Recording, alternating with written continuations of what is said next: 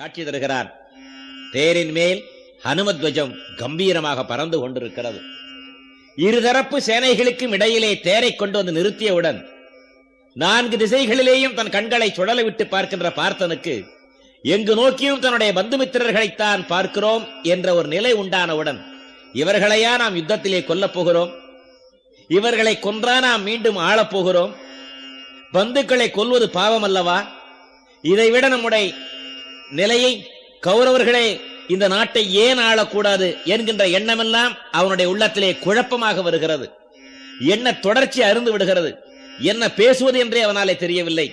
காண்டீவத்தை நழுவ விடுகிறான். கண்ணா, நான் யுத்தம் செய்ய தயாராக இல்லை என்று சொல்லுகின்றான். கண்ணன் பார்த்தா அலியை போல் இப்படி பிதற்றிக் கொண்டிருக்கிறாயே, உனக்கு என்ன நேர்ந்து விட்டது?